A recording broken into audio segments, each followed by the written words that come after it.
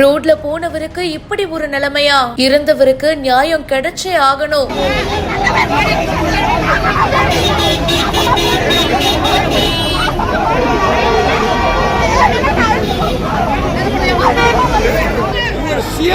பாதுகாப்பு ஆனா பொதுமக்களுக்கு ஒரு இல்லையா?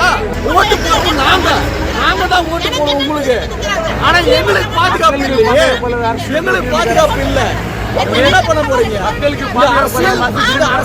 திருவண்ணாமலையை சேர்ந்தவர் ஸ்ரீனி.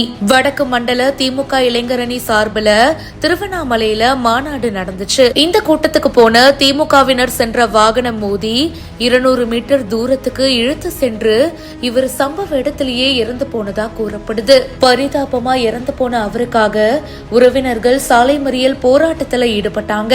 ஆத்திரமடைந்த சில பொதுமக்கள் கார் கண்ணாடிகளை உடைச்சதா கூறப்படுது.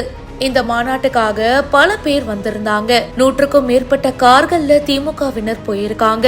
அப்ப போன அதுல ஒரு கார்னாலதான் இந்த விபத்து ஏற்பட்டிருக்கு அப்படின்னு சொல்லப்படுது. விபத்தை ஏற்படுத்திட்டு அந்த வாகனம் நிக்காம போயிருக்கு அப்படின்னு சொல்லப்படுது.